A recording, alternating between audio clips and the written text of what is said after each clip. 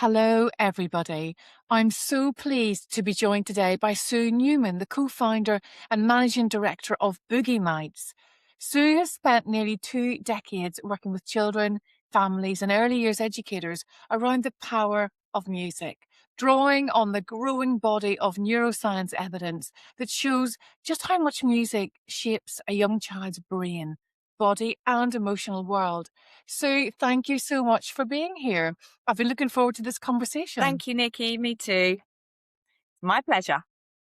So, before we get into the science and the wonderful work that you do, I'd love to start with you. How did you actually come to be doing this? What was the moment or the chapter that pulled you toward music for children, and what has kept you in this work for nearly 2 decades? Well, the actual moment was when I took my eldest son, Benjamin, as a toddler to what was then a local music session in a South London library. And it was led by musician and now my co-founder and good friend, Harriet Thomas. And Ben was a boy who had so much energy and curiosity. He was literally bouncing off the walls all day long when he was inside. And I'd taken him to other mother toddler type groups and it had been a complete disaster. And the music session with Harriet was an absolute revelation. It was amazing. He engaged throughout and he repeated what he'd learned when he got home. So it became something that I did with him every Saturday morning, and absolutely lovely fond memories of that. And then my second son, George, would come along from a baby as well. And it wasn't long after that, a few years later, I was kind of falling out of love with my business career that I had at the time. So when we moved to Portsmouth, I was expecting my third baby. I gave up my business career and became a stay-at-home mum for a short while before I was tempted into getting involved with running music sessions in Portsmouth, just because there was nothing like Harriet's sessions. I gave her a call and I said, could I use some of your music? Could I do some sessions here? And she was like, yeah, of course, that's fine. So that was the start of us going into business together. It was supposed to be just a hobby, just a bit of fun on my while I was taking my career break. But actually, I immediately loved it, saw the potential. And not long after that, Harriet and I set up Boogie Mites community interest company together. And I was very interested in the neuroscience right from the start, reading up about it and thinking about how my own musical childhood had impacted my learning and life. And why didn't everybody know about this information of how music could be so holistically important for development in early years. And really, we grew the business. I recruited teachers in Hampshire, Surrey. We ran local authority contracts for schools and local nurseries and community centres.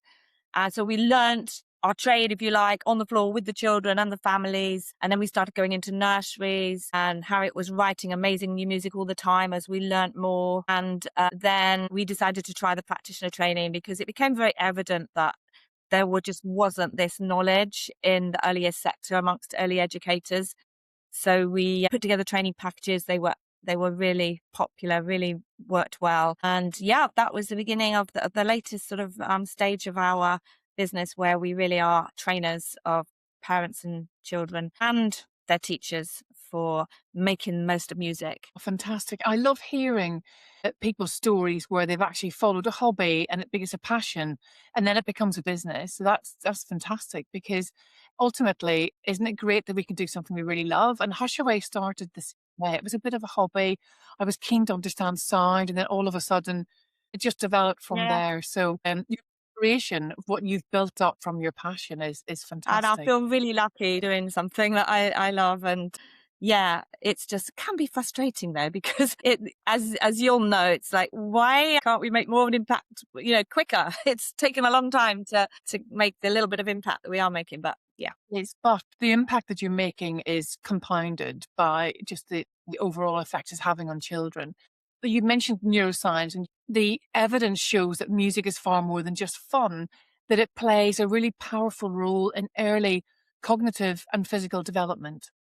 Could you walk us through what that evidence actually shows? So, what is music doing inside a young child's brain that other early years activities maybe aren't doing in quite the same way? Okay, that is a big question.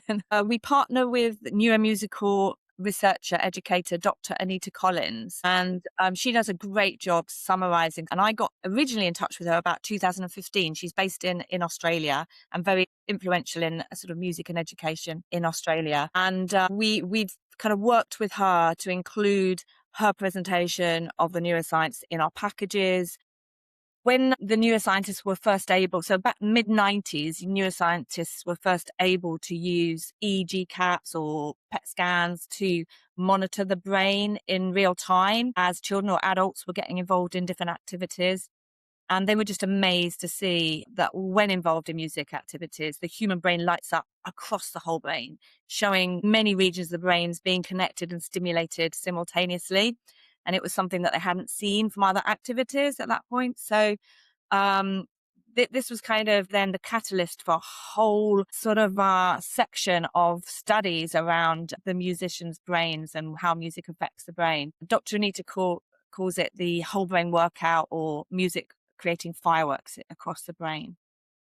And the sort of studies that followed on were able to call it the musician's advantage, because they could compare brains of musicians and non-musicians, and they could say that the musicians' brains function more effectively than brains of non-musicians, that they are quicker and more accurate at tasks, so the connections are sort of more effective and efficient in the brain.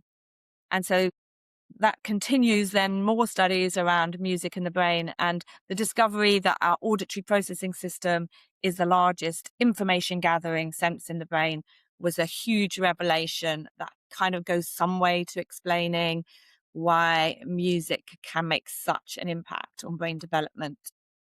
So we need to understand the auditory processing system. And I've recently read a book called Of Sound Mind that was written by Dr. Nina Kraus, which is really good at explaining that. So Dr. Nina Kraus heads up the Brain Vaults Laboratory of Studies. You may well have heard of her, Northwestern University, USA. And they've had 2 decades or more, probably 3 decades of research around the auditory processing system. And they're able to say that music is the jackpot when it comes to developing the brain through sound, and that really music has such potential for changing how we think, how we feel, how we combine our senses, how we move, all of those regions of the brain that sort of affect how we interact with the world and whether we can thrive in the world.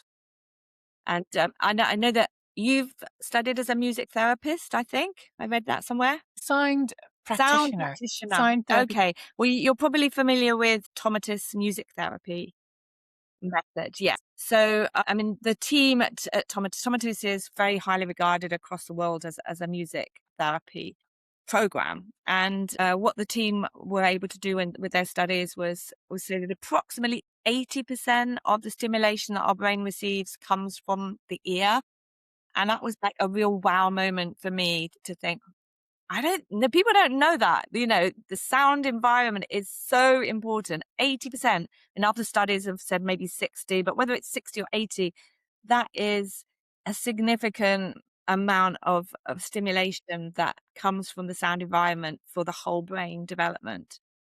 And Tomatis therapy method will view the ear not just as an organ for hearing, but it's a powerful sensory integrator, influencing many different aspects of brain function at the same time. And while the brains and ear collaborate to identify making sense of the incoming stimuli, this is known as auditory processing, and it enables the brain to transform sensory signals and sounds into meaningful information. And it then helps the body with all those connections to respond appropriately, whether that's socially, emotionally, thought process or motor responses. So it really is like the control of how we respond to the world.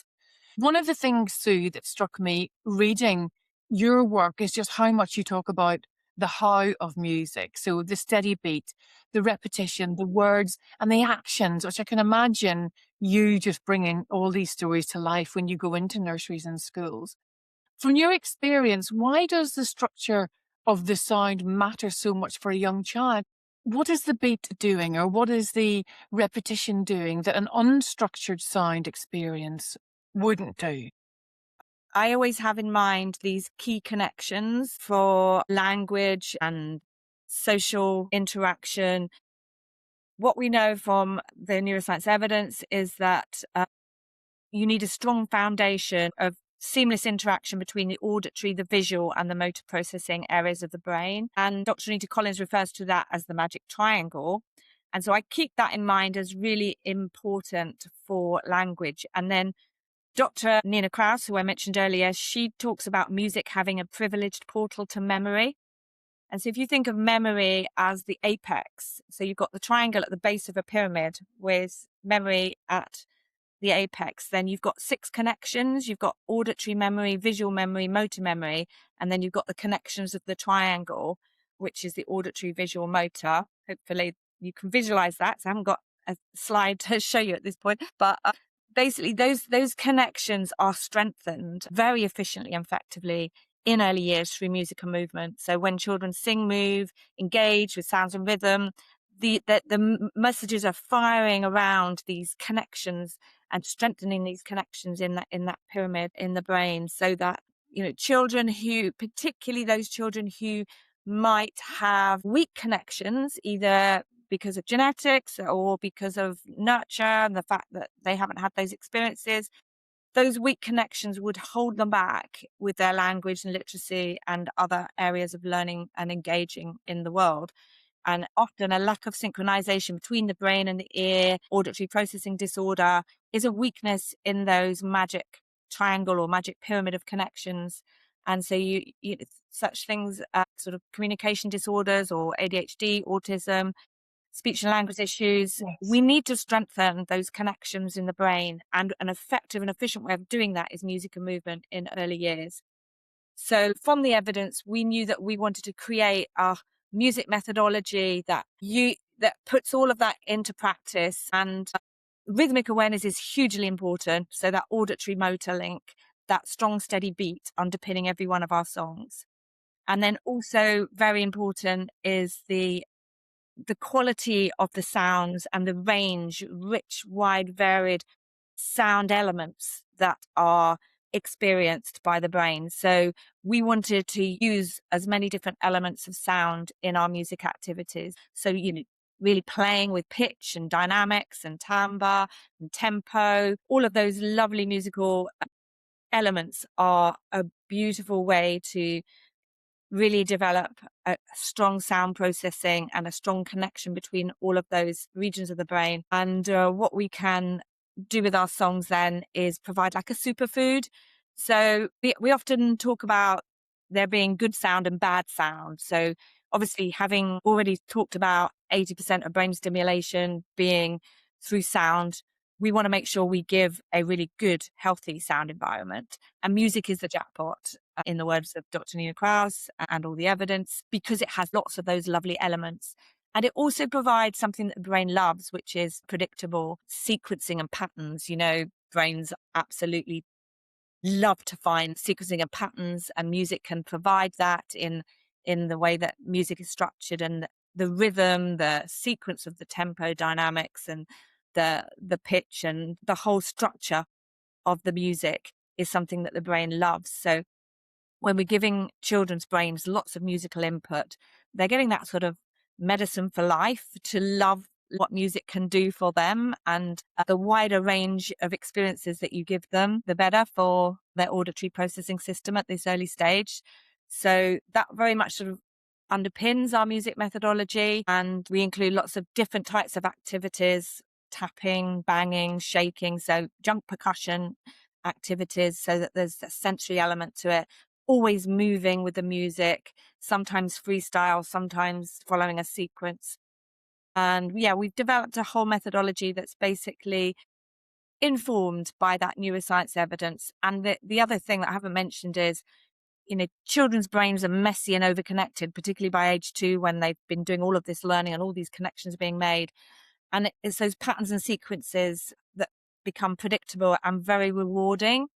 So leading to a physiological reduction of neurotransmitters that make us feel happy. You know, they promote bonding, energize us. The dopamine, oxytocin, serotonin, endorphins are really important neurotransmitters that are released in the brain when we get involved in music and movement. And that contributes to our enjoyment of it and the sort of social element of it. And it's the collaboration and bringing a group together. You spent a lot of years working with children whose access to language and attention or sensory input is different. So let's talk a little about that, about the children who experience the world in their own way. So what does music offer those children that other early years activities sometimes can't reach? Like, what have you seen happen in a session that has stayed with you? Yeah, so that's really good question, and it's something that's really important to what we do. So going back to sort of those connections that may well be weak and the auditory processing disorder that's often present in different sort of learning delay, we know that we can really help those children. And the calming aspect, which I know are obviously a big part of what you do, where we can calm the nervous system through predictable, structured music activities. And that's obviously so important. And I think that what we can do is provide a group activity that sometimes those children wouldn't cope with a group activity if it wasn't a music-based activity, because the music can help them to access it. For example, I do actually a manager of a Dinglers Promise Centre just this morning, and she was so delighted because we're doing a project with them, and one of my teachers had visited last week, and she was reporting that there was a little boy who's currently going through autism diagnosis, and he never got involved with group activities, but he was very interested in the drumming activity, and he was seen to sort of the first couple of visits be watching. And then on the third visit, which was just the week before half term, he actually came and joined in, and everyone was amazed and delighted to see this because it was not something that he'd sort of done before.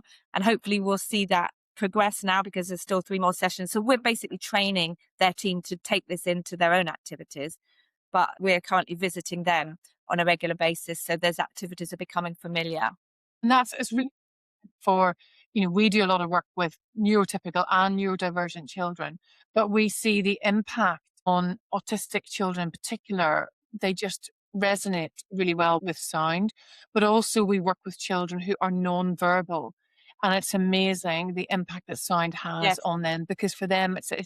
language. It's beautiful. And that's a good point, because we also hear often from some of our people we've trained that it's encouraged maybe a child that has been mute vocalizing because there's something in there that's motivated them to make a sound. Like with, a typical song is a song about the jungles of Brazil and the animals that they are found in the song, and just making the animal sounds for some children, that's a huge progress. And you can kind of reach children in a way that other learning activities don't through the music, and the way that it can be so engaging that they can forget their cares, as we do when we go to a festival and we dance and we forget our cares. How lovely that we can just let children forget about their anxiety, that we can support them through that, because particularly for our neurodivergent children, it's a noisy world that they live.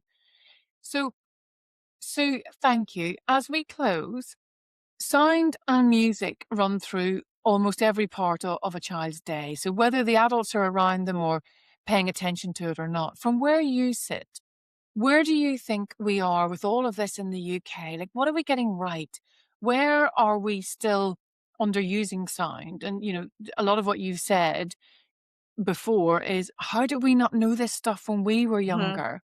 And what would you most want a parent or an educator to hear from you about its place in a child's life?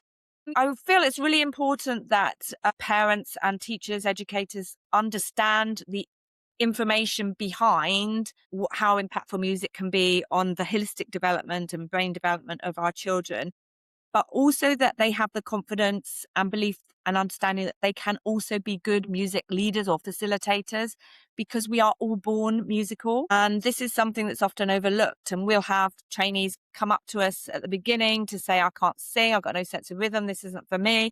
And it's so sad that probably during their childhood, they've had some experiences or perhaps no experience of music, and therefore they've got to adulthood and feel like they can't do music. But actually, the evidence shows us that we're born musical. We are born with the ability to recognize a steady beat. No surprise there when you're in the womb for 9 months with the rhythms of the body and the beating heart, and also to recognize the melody of our mother's voice. We are hardwired for processing music at birth. And therefore, we need to practice that in our early years to strengthen that, because it is actually also the foundation for language. And it is how we process language sounds up until the age of 6. So we really need to encourage our early years parents and children that they can actually improve those music skills themselves alongside their children. If they're doing rhythmic activities and singing every day, their sense of pitch will improve. Their sense of rhythm will improve, because our brains aren't as plastic, obviously, in later life, but you can still make those changes. And I think that's the most important message, is we can all do this and we can all benefit from this, because, that dose of neurotransmitters, happy hormones, is as available to adults as it is to the children. So I really want to encourage anyone to do with early years to be feeling confident and have a repertoire as well. And this is where Boogie Mites comes in. We can provide that repertoire of music activities that are based on the neuroscience evidence. And, we want everyone to understand the importance of the sound environment. It's just not included in early years training qualifications still now, even though we're like more than 20 years after the evidence has been really conclusive on this. And I did a project with Dr. Catherine Murray on this topic a couple of years ago. We made a video called The Sound Environment Matters, and it sits on an education platform. But it just didn't get the impact, and I didn't get the interest that I'd hoped we would. I think that the institution of early years is such a big tanker of a ship that's just slowly plodding forward, getting more stuff into the curriculum, ignoring the evidence when, sound is hugely underused as a tool for building strong cognitive foundations for life. And we need to go back to the basics. Evolution has shown us the importance of the auditory processing system for survival. That's why it's such a major part of how our brain connects. It links to our nervous system regulation, our cognition, our sensory integration, how we respond with our problem solving and our motor responses. It's hardwired in us as humans. And this is sort of where I get a bit philosophical about it, because I feel that, when you think about evolution of tribes that was chanting, dancing together, using that beat and that rhythm to regulate, to collaborate, to work together, to problem solve, and therefore survive in a world of predators. And now we have lost that importance of that, and yet we still have a different type of predator, because I think of the digital doom scrolling as being the big predator of current life.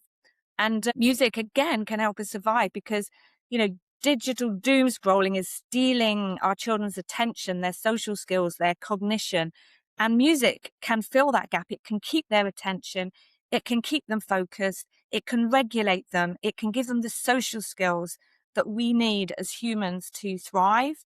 And I feel really passionately about it. Music is medicine. And if we use it in early years in particular, obviously that's my stage of interest, then we are creating a brain that loves music, that will always respond positively to music throughout life, so that music can be the medicine throughout life. It can be the elixir of life to really protect us against some difficulties that we will always come across in life. So anyway, that's my big vision. You mentioned music is medicine. That's something that we talk about a lot, because HushAway is that bridge between home and assessment. And parents are asking the question, do I go down the medicated route? What do I do? HushAway is that lovely bridge at home that supports holistically in the same way that you kind of support as well. So thank you. There's so much in what you've shared. Thank you for being so generous with all of your information. I think what comes through most for me is how foundational music and sound really are together for children from the very earliest years. It's been a real privilege to have you in conversation today. Thank you for all the work that you do and for taking time to share that with us generously. You're Thank very you. welcome, and well done with all the work you do as well. I shall enjoy keeping up with your business, and hopefully we'll work again together. Thank you so Thank you. much.